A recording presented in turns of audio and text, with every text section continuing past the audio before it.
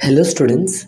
इस वीडियो में हम लोग क्लास 9 का जो हिस्ट्री का चैप्टर नंबर 2 है रशियन रेवोल्यूशन, मतलब पूरा नाम कहा जाए तो socialism in Europe and Russian revolution है नाम।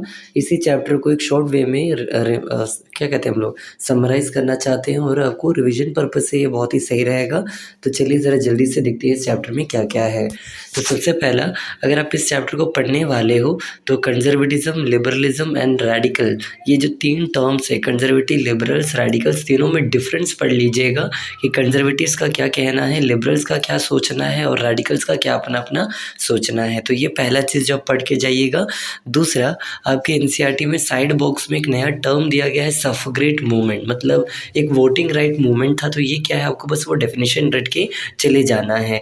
एक आदमी का नाम पढ़ना है क्लास 9 में जिसका नाम है ग्यूसेप मेज़नी, जो कि बेसिकली इटली से जुड़ा हुआ है। तो इसके बारे में आपकी बुक में थोड़ा सा दिया गया है, तो ये भी देख लीजिएगा। एनसीईआरटी में राइट साइड में ऊपर में थोड़ा सा दिया रहेगा, 3rd पेज में आई गेस।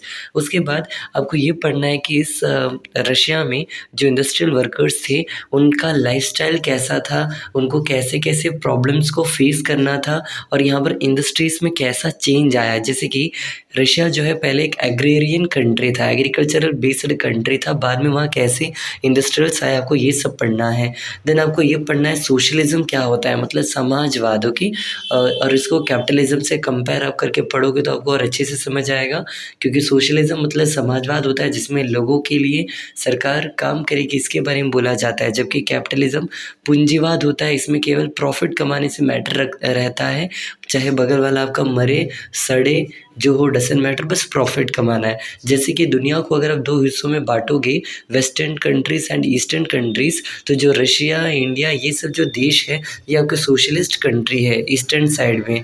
जबकि वेस्टर्न साइड में अगर आप जाते हो जैसे कि अमेरिका में, तो वो कैपिटलिस्ट कंट्री है, केवल प्रॉफिट कमाने के बारे में ही सोचेगा, ऐसा पढ़ाया जाता है। देन आपको कुछ सोशलिस्ट आइडियोलॉजी वाले पर्सन्स का नाम पढ़ना है, जैसे कि रॉबर्ट ओवन कौन थे, लुइस ब्लैंक कौन थे, कार्ल मैक्स का विचारधारा क्या है, आपको ये सब पढ़ना है। साथ ही साथ आपको एक न्यू टर्म पढ़ना है, सेकंड इंटरनेशनल क्या है, आपको ये पढ़ के जाना है। देन सोशलिज्म को सपोर्ट करने के लिए जर्मनी, ब्रिटेन और फ्रांस में अलग अलग तरह की पार्टी बनी थी, उन पार्टियों का नाम यहाँ पर हम लिखे हैं, आपको ये नाम याद करके जाना है। देन रशियन रेवोल्यूशन का टॉपिक जब स्टार्ट होगा तो इसमें आपको इसका डेफिनेशन पढ़ना है, what is called Russian revolution. तो वहाँ पर लिखा होगा एनसीईआरटी में कि the event started in February and जो फरवरी से लेके अक्टूबर तक जो जो इवेंट चला, मेजर इवेंट्स, इन्हीं को कहते हैं रशियन रेवोल्यूशन। 1917 की कहानी है, तो आपको डेफिनेशन पढ़ लेना है। और 1914 के दौरान ज़ार निकोलस जो कि वहाँ के राजा थे, उनका क्या कहानी है, उस टाइम में क्या क्या कंडीशन चल रहा था इस देश में, आपको ये पढ़ के जाना है।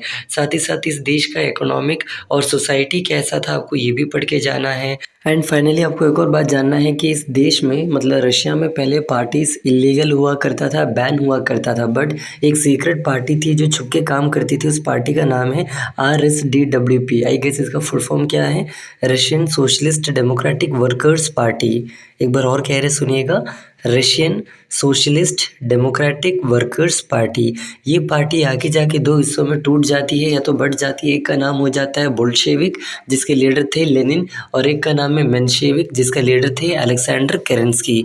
और चलिए इसी के बारे में नेक्स्ट स्लाइड में और देखते हैं। तो ये था पहला स्लाइड। आई होप आपको इतना चीज़ें समझ आया होगा, दिखाई दे रहा होगा कि conservative, liberals, radical, suffragette movement, industrial workers, socialism, Robert Owen, Louis Blanc, Karl Marx, second international, then Russian revolution. बस इतना कुछ आपको पढ़ के जाना है पहले वाले में से।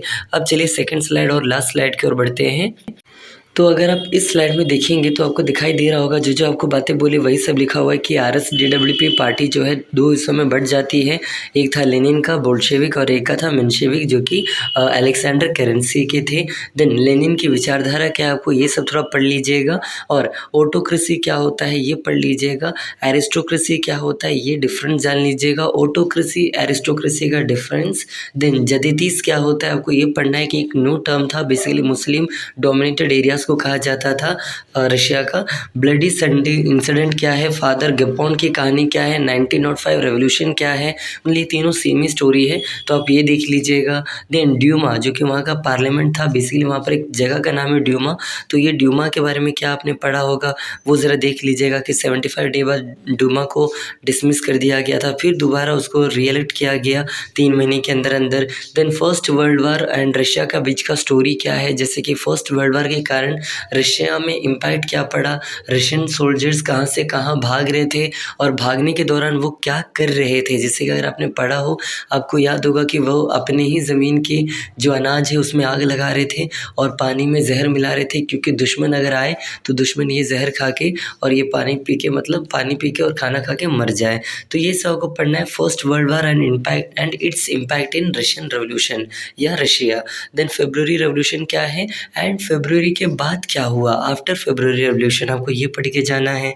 Then October revolution and after October क्या क्या हुआ आपको ये पढ़ के जाना है। देन सीक्रेट पुलिस, यहाँ पर एक सीक्रेट पुलिस है जिसको चेका कहते हैं, इसकी कहानी क्या है ये आप देख लीजिएगा।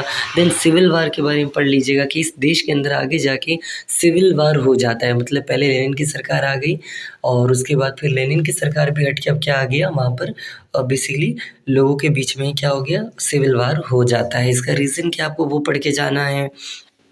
देन रशिया में एक नई सरकार बनाई जाती है किसके द्वारा, स्टालिन। जब ये लेनिन मर जाते हैं तो 1928 में स्टालिन की गवर्नमेंट आती है जो कि अगेन बोल्शेविक पार्टी से बिलोंग करता है और इनके आइडियोलॉजी क्या थे, स्टालिनिज़्म क्या था, कलेक्टिवलाइजेशन क्या था, ये ज़रा देख लीजिएगा।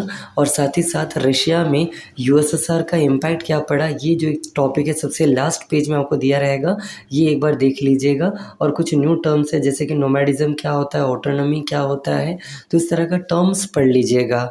और इस तरह विदिन 7 मिनट हमने इस चैप्टर को आपको समझाने का प्रयास किया है। आई होप आपको ये वीडियो समझ आया होगा। बस टर्म्स का खेल है, टर्म समझिए और स्टोरी वाइज को स्टोरी टाइप पढ़िए रशियन रेवोल्यूशन, आपको बहुत ही अच्छा लगेगा, बोरिंग तो बिल्कुल नहीं लगेगा। तो बस इतना ही इस वीडियो के लिए। अगर वीडियो अच्छा लगा हो तो प्लीज़ फ्रेंड्स के साथ शेयर कीजिएगा और कुछ नहीं, बस इतना ही। Thank you.